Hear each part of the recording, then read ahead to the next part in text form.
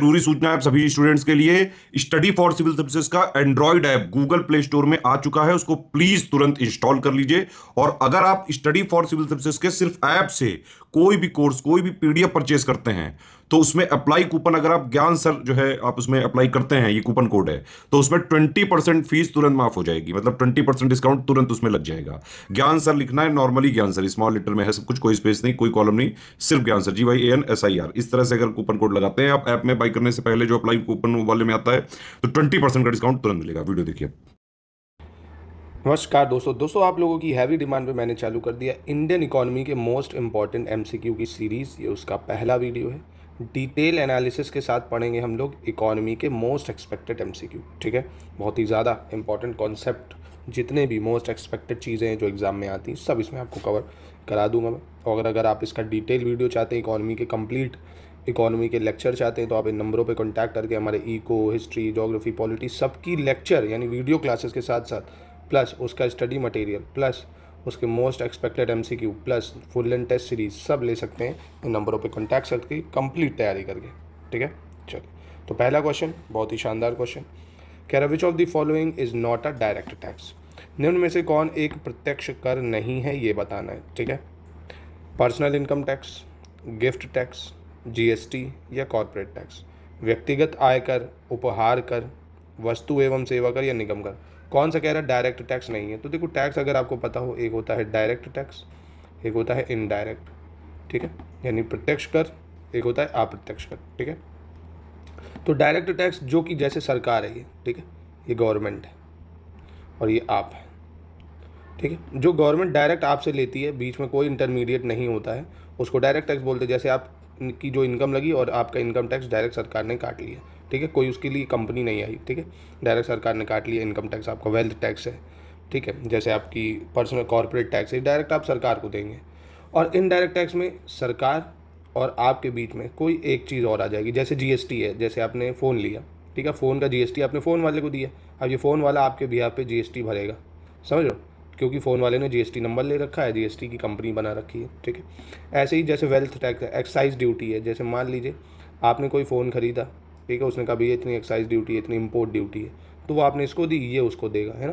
तो वो import tax, excise duty, ये सेल्स टैक्स, ये सब जो है इनडायरेक्ट टैक्स होता है। डायरेक्ट जो आप डायरेक्ट किसको देते हैं, सरकार को। जैसे इनकम टैक्स ये डायरेक्ट है, गिफ्ट टैक्स डायरेक्ट यानी प्रत्यक्ष कर है, GST आप डायरेक्ट सरकार को थोड़ी देते हैं, आप तो दुकानदारों को देते हैं ना। कुछ भी आप खरीदने जाओगे, जैसे आप कोचिंग की फीस दोगे, GST लगता है उसमें ना, और हम GST आपके बिहाफ पे भर देते हैं, है ना। तो ये GST जो होगा ये क्या है, नॉट अ डायरेक्ट टैक्स, ये अप्रत्यक्ष कर हो जाएगा। ठीक है, चलिए दूसरे क्वेश्चन में पढ़ते हैं। दूसरा क्वेश्चन कह रहा है, ईश्वर समिति का गठन किस मामले में अनुशंसा देने के लिए किया गया था। In which context was the Ishwar committee constituted to give recommendation.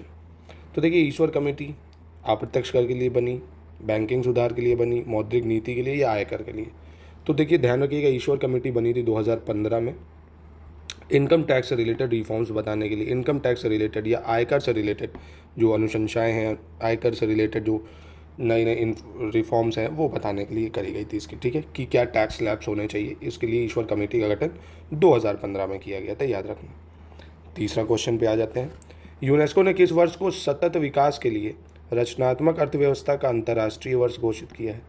UNESCO has declared which year as the international year of creative economy.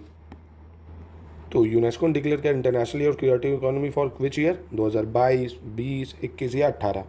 तो ये यूनेस्को ने डिक्लेयर करा था 2021 को। ठीक है, 2021 को महत्वपूर्ण है, याद रखिएगा। यूरोपीय मुफ्त व्यापार संघ की स्थापना किस वर्ष हुई थी। In which year was the European Free Trade Federation was established, 1974, 1995, 1960, 1956। European Free Trade Federation कब बना। अब देखिए, ये आया था 1960 में। अब ये क्वेश्चन न्यूज़ में क्यों है, क्योंकि EFTA बहुत न्यूज़ में आया, क्योंकि गवर्नमेंट ने इसके साथ पार्टनरशिप करी है। ठीक है, गवर्नमेंट ने इसके साथ TEPA साइन करा। TEPA का मतलब क्या है, ट्रेड एंड इकोनॉमिक एक second, trade and economic partnership agreement Bharat ने इसके साथ साइन करा है। ठीक है, फ्री एग्रीमेंट। क्यों साइन करा? क्योंकि दोस्तों जो यूरोपियन यूनियन के साथ भारत का ट्रेड है वो बढ़ गया था काफ़ी ज़्यादा। 2022 की अगर बात करें तो वो 1.92 बिलियन डॉलर के आसपास था, ठीक है। जो ये क्या था, एक्सपोर्ट्स था, ठीक है। और इम्पोर्ट जो था वो और ज़्यादा था, 16.74 बिलियन डॉलर के आसपास का था। तो इसीलिए भारत ने इसके साथ फ्री ट्रेड एग्रीमेंट साइन करा। और एक चीज़ और जो आपके एग्जाम में और पूछ सकता है कि यूरोपियन फ्री ट्रेड फेडरेशन में कौन सी यूरोपियन कंट्री नहीं शामिल है, तो आपको ये याद रखना है 4 यूरोपियन कंट्री, जैसे आइसलैंड है, ठीक है, नॉर्वे है, स्विट्ज़रलैंड है, आइसलैंड, नॉर्वे, स्विट्ज़रलैंड, एक और है लिechtenstein करके कोई कंट्री है, लिechtenstein, ठीक है, लिechtenstein करके कंट्री है। वो भी जो है ये क्या है, देखिए आपने अगर यूरोपियन यूनियन पढ़ा होगा, यूरोपियन यूनियन क्या है, पूरा यूरोप जो है वो आपस में फ्री ट्रेड करता है। कहीं भी आप यूरोप का अगर एक कंट्री का वीज़ा ले लें तो सारी यूरोप कंट्री घूम सकते हैं। तो ये 4 नॉन यूरोपियन यूनियन कंट्री है जो EFTA में शामिल हुई थी, यानी यूरोपियन फ्री ट्रेड फेडरेशन में शामिल हुई थी। आइसलैंड, नॉर्वे, स्वीडन और आपकी लिechtenstein, ठीक है। फिलहाल आपको याद रखना 1960 में इसकी स्टैब्लिशमेंट हुई थी। नेक्स्ट देखते हैं, यूरोपीय संघ का मुख्यालय कहाँ है? Where is the headquarter of European Union located? Headquarter कर ले, ब्रुसेल्स, रोम, पेरिस या बर्लिन, कहाँ पे है यूरोपियन यूनियन का हेडक्वार्टर? तो देखिए यूरोपियन यूनियन का जो हेडक्वार्टर है वो है ब्रुसेल्स में, बेल्जियम की राजधानी है ब्रुसेल्स यहाँ पे, ठीक है, ब्रुसेल्स में। अब यूरोपियन यूनियन की स्थापना हुई थी 1993 में। कब हुई थी? 1993 में। अब यूरोपियन यूनियन वो कंट्री थी जहाँ पे जैसे आपने एक देश का वीज़ा ले लिया तो अब सारे देश में वही करेंसी चल जाएगी, कहीं भी घूमिए। ये इसीलिए था कि जिससे यूरोप की इकॉनमी बढ़े। अब ऐसा ना हो आप बाई चांस फ्रांस घूमने गए, अब आपको बगल में पोर्टुगल जाना है तो आपको दिक्कत हो रही है, जर्मनी जाना है तो आप फिर से वीज़ा लो, फिर से करेंसी बदलो, ऐसा ना हो।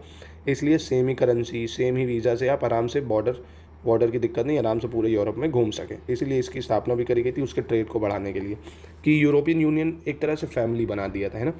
ब्रिटेन ने अभी इससे जब एग्जिट मारा था तभी आपने एक टर्म सुना होगा, ब्रेक्सिट, है ना। तो जब कहते हैं ना जब एक परिवार से कोई अलग हो जाता है ना तब उसकी कीमत समझ में आती है। बाद में ब्रिटेन को समझ में आया कि यार यूरोपियन यूनियन से अलग होना कितना ज़्यादा नुकसानदायक है, तो वापस से री एग्जिट मारी। चलिए नेक्स्ट देखता हूँ, बुल्गारिया व रोमेनिया यूरोपीय संघ में किस वर्ष शामिल हुए थे? In which year did Bulgaria and Romania join the European Union? 2004, 2007, 2009, 2012। तो बुल्गारिया रोमेनिया कब ज्वाइन करे थे दोस्तों? बुल्गारिया और रोमेनिया 2007 में यूरोपियन यूनियन को ज्वाइन किया था। कब करा था? 2007 में। और देखिए दोस्तों यूरोपियन यूनियन में अगर प्रेजेंटली बात करें तो 27 देश हैं। कितने हैं? 27 देश हैं। लेटेस्ट अगर आपसे पूछ ले लेटेस्ट कौन है तो 2013 में ज्वाइन करा था क्रोशिया ने, ठीक है, 2013 में क्रोशिया ने ज्वाइन करा था, ठीक। चलिए, यूरोपियन केंद्रीय बैंक की स्थापना कब हुई थी? When was European central bank established? 1982, 1995, 1998 या 1963? तो यूरोपियन जो केंद्रीय बैंक है इसकी स्थापना 1998 में हुई थी। कब हुई थी? 1998 में, ठीक है। 1993 में यूरोपियन यूनियन बना, उसके बाद एक सेंट्रल बैंक बनी यूरोपियन यूनियन की 1998 में। बहुत ज़्यादा इंपॉर्टेंट सवाल है ये सब। कर सुधार समिति का अध्यक्ष किसे नियुक्त किया गया था? वो the appointed the chairman of tax reform committee? Raja Chelliah, Vijay Kelkar, Manmohan Singh या के आर नारायणन? तो टैक्स रिफॉर्म कमेटी का जो चेयरमैन है उसे वो बनाया गया था राजा चिलैया को। कब बनाया था? मतलब किसको बनाया था? राजा चिलैया को बनाया गया था, ठीक है। चलिए अब दोस्तों व्हाट इज़ हवाला? हलवा नहीं, व्हाट इज़ हवाला? हवाला क्या होता है? बहुत टर्म आप न्यूज़ में सुनते हैं। पशुओं की अवैध तस्करी, मानव अंगों की तस्करी, विदेशी मुद्रा विनिमय, अवैध कारोबार या क्रिकेट में सट्टा लगाना, ये आपको पता होगा दोस्तों।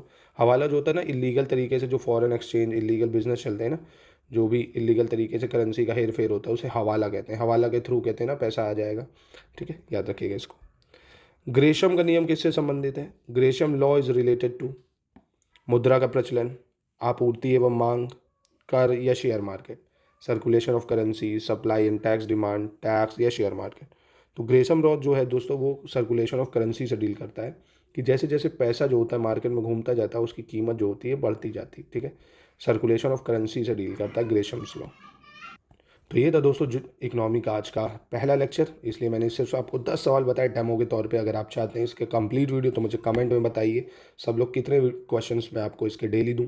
और अगर आप इसकी कंप्लीट वीडियो डिटेल एनालिसिस चाहते हैं तो स्टडी फॉर सिविल सर्विसेज से ले सकते हैं। हर सब्जेक्ट के आपको वीडियो क्लासेस मिल जाएगी, ठीक है। एक ही वीडियो क्लास मिलेगी मोस्ट एक्सपेक्टेड MCQs की डिटेल एनालिसिस के साथ, तो आप वो ले सकते हैं। हमारे पेड ग्रुप ज्वाइन करके कंप्लीट तैयारी उतनी जितनी एग्जाम के लिए ज़रूरी है, एक ही जगह से पूरी तैयारी आपकी हो जाएगी, कहीं से कुछ भी आपको नहीं लेना पड़ेगा, ठीक है। तो कमेंट में बताइए आपको कितने क्वेश्चन इसके डिटेल एनालिसिस के साथ चाहिए, तो मैं आपको उतने करा दूंगा, ठीक है।